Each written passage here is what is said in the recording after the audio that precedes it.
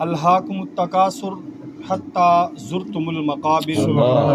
کلا سوف تعلمون ثم کلا سوف تعلمون کلا لو تعلمون علم الیقین لترون الجحیم ثم لترونها عین الیقین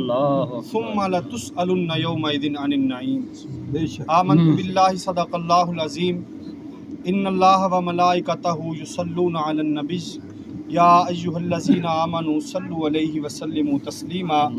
الصلاۃ والسلام علیک یا سیدی یا رسول اللہ الصلاۃ والسلام علیک یا سیدی یا حبیب اللہ وعلی آلک و اصحابک یا سیدی یا محمد رسول اللہ صلی اللہ علیہ وسلم۔ بہلتے کس جگہ جی اپنا بہلانے کہاں جاتے، بہلتے کس جگہ جی اپنا بہلانے کہاں جاتے، تیری محفل سے اٹھ کر تیرے دیوانے کہاں جاتے۔ اور خدا کا شکر ہے شمع رخ لیے آئے ہو محفل میں، خدا کا شکر ہے شمع رخ لیے آئے ہو محفل میں، اگر پردوں میں چھپے رہتے تو پروانے کہاں جاتے۔ اور خدا آباد رکھے سلسلہ یہ تیری نسبت کا، یا رسول اللہ خدا آباد رکھے سلسلہ یہ تیری نسبت کا، وگرنہ ہم بھری محفل میں پہچانے کہاں جاتے۔ اور نصیر اچھا ہوا در مل گیا ان کا ورنہ، نصیر اچھا ہوا در مل گیا ان کا ورنہ، کہاں رکتے کہاں تھمتے خدا جانے کہاں جاتے۔ اللہ جل مجدہ الکریم کی حمد و ثنا کے بعد وحدہ لا شریک کا کروڑ ہاں شکر ہے کہ جس نے اپنی توفیق خاص سے ہمیں ایک ایسا دین کامل عطا فرمایا جس دین کا تعلق اپنے ماننے والوں کے ساتھ دنیا میں بھی رہتا ہے، قبر میں بھی رہتا ہے اور حشر میں بھی رہنا ہے۔ اصالِ ثواب کی یہ محافل کبھی کل شریف کے عنوان سے، کبھی چہلم اور چالیسواں کے عنوان سے، اور کبھی سالانہ اور برسی کے عنوان سے قائم کی جاتی ہیں۔ ان محفلوں کا مقصد فقط صرف ایک رسماً تعلق نبھانا نہیں، بلکہ یہ محفلیں ہمارے لیے کچھ پیغام چھوڑتی ہیں، یہ محفلیں ہمیں بھی کچھ پیغام دے کے جاتی ہیں۔ جس طرح کہ آپ احباب کو معلوم ہے کہ آج کی یہ حسین بزم بسلسلہ ختم پاک محمد یاسین صاحب ان کی والدہ محترمہ کے اصالِ ثواب کے لیے محفل ہے۔ اللہ کریم کی بارگاہ میں دعا ہے کہ خالق کائنات مرحومہ کے صغیرہ کبیرہ گناہوں کو معاف فرمائے اور جنت الفردوس میں اعلیٰ سے اعلیٰ مقام عطا فرمائے۔ اصالِ ثواب کی یہ محفل ہمیں یہ پیغام دیتی ہے کہ جس طرح آج ہم کسی کے لیے بیٹھے ہیں، کل کو کوئی ہمارے لیے بھی اس طرح بیٹھے گا۔ صرف ان محفلوں کا مقصد یہ نہیں کہ ہم آئیں اور پسماندگان اور اہل خانہ کو بس اپنی شکل و صورت دکھا دیں کہ ہم بھی اس موقع پر موجود تھے، نہیں، اس طرح کی جو محفلیں ہوتی ہیں یہ ہمیں فکر آخرت کی یاد دلاتی ہیں۔ قرآن پاک کی جو سورہ مبارکہ میں نے آپ کے سامنے تلاوت کی، اس میں اللہ رب العزت نے حضرت انسان کی عمومی حالت اور عمومی رویے کو بیان کیا ہے کہ انسان عمومی حالت میں کیا الاپتا رہتا ہے، یہ کیا چاہتا رہتا ہے۔ یہ سورت مبارکہ الفاظ کے لحاظ سے بڑی چھوٹی ہے، مگر معانی و مفہوم کے اعتبار سے یہ ایک بحر بے کراں ہے۔ اگر بندہ قرآن پاک کی اس چھوٹی سی سورت پر ہی عمل پیرا ہو جائے تو اس کی دنیا اور آخرت کی کامیابی و کامرانی کے لیے قرآن کی ایک صورت ہی کافی ہے۔ سورت کی ابتدا میں اللہ رب العزت نے ارشاد فرمایا الہاکم التکاثر، لوگوں تمہیں مال کی کثرت طلبی نے ہلاک کر کے رکھ دیا، حتی زرتم المقابر، یہاں تک کہ تم نے قبروں کو بھی نہیں چھوڑا۔ اس سورت مبارکہ کا شان نزول الشیخ عبدالحق محدث دہلوی علیہ رحمہ آپ یہ بیان فرماتے ہیں کہ دو قبیلے، قبیلہ بنو سہم اور قبیلہ عبد مناف، یہ دو قبیلے آپس میں اس بات پر الجھ پڑے، ایک نے کہا میرے پاس مال زیادہ ہے، دوسرے نے کہا میرے پاس مال زیادہ ہے، ایک نے کہا میرے پاس اولاد زیادہ ہے، دوسرے نے کہا میرے پاس اولاد زیادہ ہے۔ عرب کے ہاں یہ دستور اب بھی قائم ہے کہ جس بندے کے پاس مال زیادہ ہو، جس کے پاس اولاد زیادہ ہو، اس کو زیادہ عزت والا سمجھا جاتا ہے۔ تو ان لوگوں نے پھر کیا کیا، دونوں قبیلے نے اپنا اپنا مال جمع کرنا شروع کر دیا۔ قبیلہ بنو سام نے اپنا مال جمع کیا، قبیلہ عبد مناف نے اپنا مال جمع کیا۔ مال کی بات جب اولاد کی باری آئی تو انہوں نے اپنی اولاد گننا شروع کر دی۔ کچھ بندے جو ان کے دنیا سے فوت ہو چکے تھے تو انہوں نے ان کی قبریں گننا بھی شروع کر دی کہ ہمارے یہ بندے دنیا سے چلے گئے، یہ بھی ہمارے قبیلے سے تھے۔ اس وقت اللہ رب العزت نے یہ صورت نازل فرمائی الہاکم التکاثر حتی زرتم المقابر، فرمایا لوگوں تمہیں مال کی کثرت طلبی نے ہلاک کر دیا ہے، یہاں تک کہ تم نے قبروں کو بھی گننا شروع کر دیا۔ تو جس طرح اس دور میں مال اور اولاد کی کثرت کی بنا پر لوگوں کو عزت والا سمجھا جاتا تھا، آج کے اس پرفتن دور میں بھی اگرچہ کسی کے پاس بے بہا صلاحیتیں موجود ہوں، لیکن اس دور میں بھی جس کے پاس مال و دولت کی کثرت ہو اس کو عزت دی جاتی ہے۔ میرے ہی عہد کے کسی شاعر نے کہا کہ میری غربت نے اڑایا ہے میرے فن کا مذاق، میری غربت نے اڑایا ہے میرے فن کا مذاق، اور تیری دولت نے تیرے عیب چھپا رکھے ہیں۔ تو فرمایا یہ مال کی جو کثرت طلبی ہے یہ تمہیں برباد کر کے رکھ دے گی، یہ تمہیں ہلاک کر دے گی۔ آگے فرمایا کلا سوف تعلمون، اس وقت تو تم مال مال الاپتے رہتے ہو۔ سرکار نے بھی ارشاد فرمایا کہ ابن آدم کہتا ہے میرا مال میرا مال میرا مال، مجھے مال ہی آنا چاہیے، اگرچہ وہ حلال طریقے سے ہو یا حرام، جہاں سے بھی آئے میرے پاس بس مال کی کثرت ہونی چاہیے۔ تو حضور نبی اکرم صلی اللہ علیہ وسلم نے ارشاد فرمایا کہ اے ابن آدم تیرا مال کون سا مال ہے؟ مال تو دو طرح کے ہوتے ہیں، ایک وہ مال کہ جو تو نے جس کے ذریعے لباس خرید لیا پہن کر یا کھا پی کے مال ضائع کر دیا، اور ایک مال وہ ہے جو تو نے اللہ کی راہ میں خرچ کر دیا۔ فرمایا وہ مال جو تو نے رب کی راہ میں خرچ کیا وہ تیرے کام آئے گا، لیکن جس مال کو تو نے عیاشیوں میں ختم کر دیا وہ تیرے کام نہیں آئے گا۔ سرکار علیہ الصلوۃ والسلام کے فرمان کے بعد قرآن پاک کی اگلی آیت میں اللہ رب العزت نے ارشاد فرمایا کلا سوف تعلمون ثم کلا سوف تعلمون، فرمایا لوگو تم ان قریب جان جاؤ گے، ثم کلا سوف تعلمون، پھر فرمایا ہاں ہاں ہاں تم ضرور جان جاؤ گے، تاکید ذکر فرمائی۔ کلا سوف تعلمون سے مراد صحابہ کرام فرماتے ہیں کہ حضرت علی المرتضیٰ رضی اللہ تعالیٰ عنہ نے جب اس قرآن کی آیت کو اس کو بیان کیا، اس کی تلاوت فرمائی، تو ہمیں پہلے اس بات کے بارے میں شک تھا کہ قبر میں عذاب ہوگا یا نہیں ہوگا۔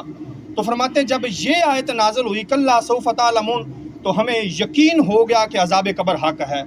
فرمایا اس سے مراد یہ قبر ہے کہ انسان دنیا کی رنگینیوں میں اپنی زندگی گزار رہا ہے، کلا سوف تعلمون، لیکن ان قریب اس نے قبر میں داخل ہونا ہے۔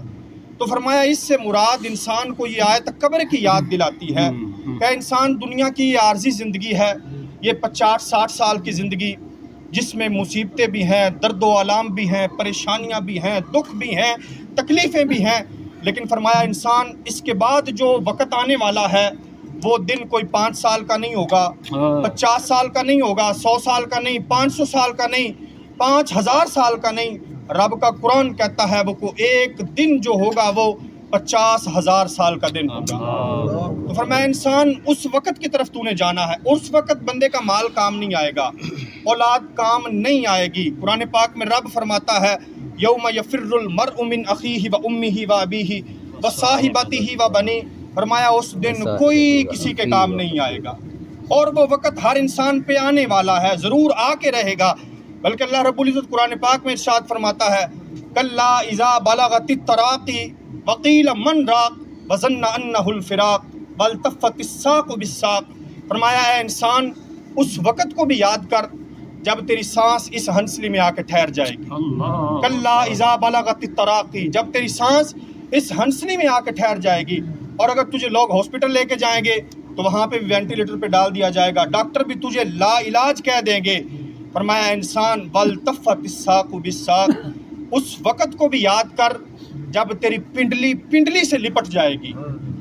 والتفت الساق بالساق، جب بندے کی موت واقعہ ہوتی ہے تو بندے کی پنڈلی سے لپٹ جاتی ہے، فرمایا انسان اس وقت کو بھی یاد کر جب تیری ناک میں روئی ٹھونس دی جائے گی اور تو غسال کے رحم و کرم پہ ہوگا، وہ چاہے گا تو تجھ پہ ٹھنڈا پانی ڈالے گا، چاہے گا تو تجھ پہ گرم پانی ڈالے گا، اس وقت یہ تیرا جو کڑیل بدن ہے جس پہ تو بڑا مان کرتا ہے یہ کچھ بھی اس وقت تیرے کام نہیں آئے گا۔ حضرت سرکار غوث اعظم اس مقام پہ فرماتے ہیں کہ انسان یہ جو تیری گاڑیاں، یہ جو تیرے بنگلے، یہ جو تیری جائیدادیں ہیں یہ تیرے کوئی کام نہیں آئے گی، بلکہ سرکار غوث اعظم تو یہاں تک فرماتے ہیں کہ انسان کما کے تو جاتا ہے، تیرے بعد یہاں رہیں گے کوئی اور، عیاشیاں کوئی اور کریں گے لیکن حساب تجھے دینا پڑے گا۔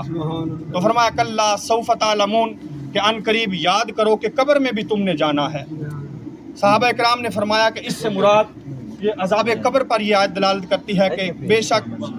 اس عارضی زندگی کے بعد ہمیں اس گھر کی طرف بھی لوٹنا ہے جس کے بارے میں سرکار علیہ الصلوۃ والسلام نے ارشاد فرمایا کنت نہیتکم عن زیارت القبور فزرها لانها تذکر الآخرہ۔ سرکار نے ارشاد فرمایا لوگوں میں نے تمہیں روکا تھا قبروں پر جانے سے، منع فرمایا تھا، لیکن اب کیا کیا، فزرها لانها تذکر الآخرہ، اب تم قبروں پہ جایا کرو۔ کیوں؟ اس لیے کہ قبریں تمہیں آخرت کی یاد دلاتی ہیں۔ پہلے جب منع فرمایا تھا اس وقت مشرکوں کی قبریں تھیں، مسلمانوں کی قبریں ابھی نہیں تھی، اس وقت منع فرمایا تھا، پھر فرمایا تذکر الآخرہ، یہ تمہیں آخرت کی یاد دلاتی ہیں، قبرستان جایا کرو۔ اس لیے کہ جب بندہ قبرستان جاتا ہے تو پھر وہ انسان کے ذہن میں وہ پورا خیال آتا ہے کہ جس طرح آج یہ لوگ پڑے ہیں کل کو ہم نے بھی اسی مٹی میں آنا ہے، ہم نے بھی یہاں آنا ہے۔ اس لیے فرمایا کہ قبرستان جایا کرو۔ شیخ عبد القادر جیلانی آپ فرماتے ہیں کہ یہ جو ٹوٹی پھوٹی قبریں ہیں اور جو مزارات ہیں یہ دونوں تمہیں آخرت کی یاد دلاتی ہیں۔ ٹوٹی پھوٹی قبروں پہ بھی جایا کرو، وہ بھی تمہیں آخرت کی یاد دلاتی ہیں، اور یہ جو مزارات ہیں ان پہ بھی جایا کرو، یہ بھی تمہیں آخرت کی یاد دلاتی ہیں۔ آپ لاہور میں آپ میں سے اکثر لوگ آتے جاتے ہیں، آپ نے وہاں مقبرہ جہانگیر دیکھا ہوگا، راوی کے اس پار میں جہانگیر کا مقبرہ ہے۔ جہانگیر ایک بادشاہ گزرا ہے اور ہندوستان کی یہ اس کا حاکم تھا، وہاں فیصلے اس کی مرضی کے چلتے تھے۔ جب یہ تخت پر بیٹھتا تھا تو اس کی جو بیوی تھی ملکہ نور جہاں، وہ اس کی پشت کے پیچھے بیٹھتی تھی۔ جب یہ کوئی فیصلہ کرتا اس کی بیگم کو ناپسند آتا تو وہ اس کو پیچھے سے مکہ مار دیتی کہ فیصلہ تبدیل کر دے۔ اپنی بیگم کے اشارے پہ یہ فیصلے بدل دیتا تھا۔ لیکن آج آپ جا کر وہاں دیکھیں تو وہ ایک بادشاہ تھا جس کے جو ہندوستان کے لوگوں کے فیصلے کرتا تھا، لیکن آج آپ جا کر وہاں دیکھیں تو وہاں آپ کو ویرانی نظر آئے گی۔ بلکہ اس کی بیٹی زیب النساء نے کہا تھا بر مزار ماں غریباں نہ چراغے نہ گلے، نہ پر پروانہ سوزد نہ صدائے بلبلے۔ اس نے کہا کہ ہمارے مرنے کے بعد نہ تو ہماری قبروں پہ کوئی پھول آئیں گے، نہ بلبلیں آئیں گی، نہ کوئی ترنم ہوگا۔ ہماری قبر آج وہاں آپ کو تاش کھیلنے والوں کی ٹولیاں تو ملیں گی لیکن وہاں کوئی قرآن پڑھنے والا نہیں ملے گا۔ پھر آپ راوی کے اس پار آ جائیں تو یہاں بھی ایک مزار ہے جہاں لکھا ہوا ہے کہ گنج بخشے فیض عالم مظہر نور خدا نا کے سارا پیر نعرہ رسالت، نعرہ رسالت، شان اولیاء زندہ باد، جس پہ لکھا ہوا ہے گنج بخشے فیض عالم مظہر نور خدا نا کے سارا پیر کامل کامل آرا رہنما۔ آپ وہاں دن کو چلے جائیں، رات کو چلے جائیں، کڑکتی دھوپ میں چلے جائیں، برستی بارش میں چلے جائیں، آپ چھٹی والے دن چلے جائیں یا چھٹی کے بغیر والے دن چلے جائیں، آپ جب بھی وہاں جائیں گے تو وہاں آپ کو سروں کا ہجوم نظر آئے گا اور قرآن کی تلاوت ہوتی نظر آئے گی۔ تو سرکار علیہ الصلوۃ والسلام نے ارشاد فرمایا کلا سوف تعلمون ثم کلا سوف تعلمون کہ ان قریب تم جان جاؤ گے، پھر ان قریب تم جان جاؤ گے، لترون الجحیم، پھر ضرور تم جہنم کو بھی دیکھو گے، ثم لترونها عین الیقین، اگر تمہیں یقینی علم ہوتا تو تم مال سے محبت نہ رکھتے۔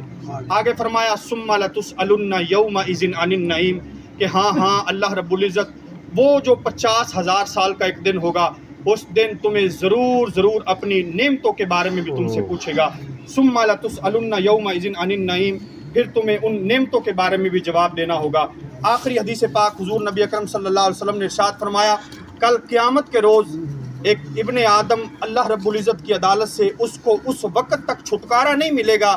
جب تک 4 سوالوں کے جواب نہیں دے سکے گا۔ 4 سوال میرا رب پوچھے گا اور بندہ جب تک ان 4 سوالوں کے جواب نہیں دے گا اسے رب کی عدالت سے چھٹکارا نہیں ملے گا۔ پہلا سوال ابن آدم سے پوچھا جائے گا ان عمرہ فیما افناہ، اے انسان تمہیں عمر عطا کی تھی تو اپنی عمر کہاں گزار کے آیا؟ ساری زندگی کا بندے کو حساب دینا پڑے گا اور اس وقت کوئی عذر اور کوئی بہانہ نہیں چلے گا۔ دوسرا سوال سرکار علیہ الصلوۃ والسلام نے ارشاد فرمایا ان شبابہ فیما ابلاہ کہ انسان سے جوانی کے بارے میں پوچھا جائے گا کہ تیری جوانی کہاں گزری ہے، گلیوں میں، بازاروں میں، چوکوں میں کھڑے ہو کر تو نے جوانی تو نہیں گزاری۔ بندے کو اپنی پوری جوانی کے بارے میں جواب دینا پڑے گا۔ تیسرا سوال سرکار علیہ الصلوۃ والسلام نے ارشاد فرمایا پوچھا جائے گا ان مالہ فیما انفقتہ، کیا انسان پہلے نمبر پہ مال کے بارے میں پوچھا جائے گا کہ مال کمایا کیسے تو نے،